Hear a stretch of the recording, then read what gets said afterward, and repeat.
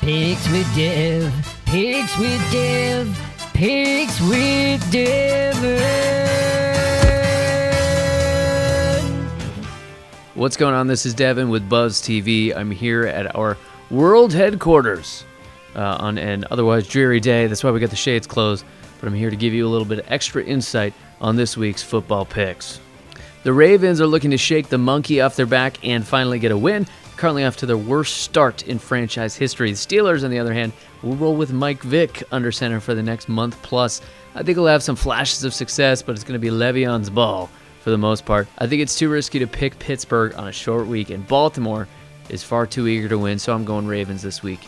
London gets a taste of the AFC East, 9:30 Sunday morning, our time. If the Dolphins coaches would like to keep their jobs, I presume they're working double time this week.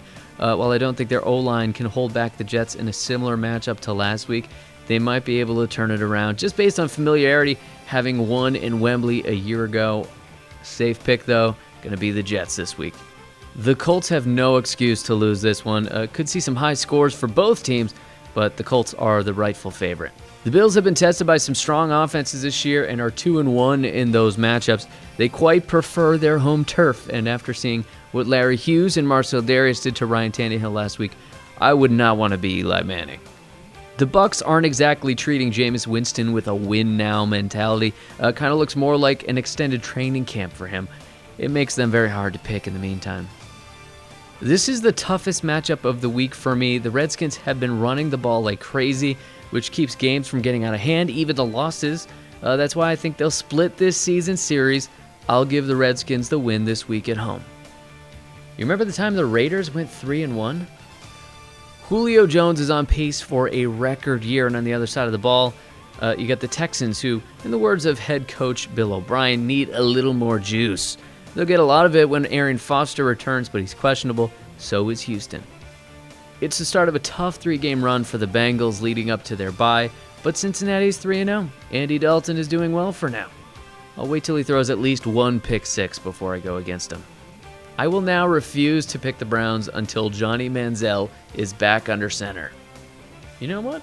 I don't even know what I want anymore. The Cardinals are kind of like a really nice, fine china store where the aisles are really narrow and everything is super delicate. So you just sort of suck in your gut and try not to bump into anything when you make this pick. You never know which Peyton Manning will show up, but if this week's is any bit like last week's, then the Broncos should roll. And their defense's ability to make any opponent one-dimensional is quite admirable. But let's just hope it's not high-voice Peyton Manning. The cheese is hot. When the cheese is hot, you make nachos. Who doesn't like nachos? One particular sportsbook had the Saints opening as 7-point favorites over the Cowboys. On what planet is that possible? I'm not buying it. The Sea Lions showdown on Monday night. Detroit is kind of sort of getting it together just in time to face the Seahawks at home, who might as well be the Harlem Globetrotters. Well, that's it for week 4. All we got left to do now is watch the games and enjoy. And remember, you can always follow along and try to beat the DJs and win some cash and prizes at 999thebuzz.com. Right there.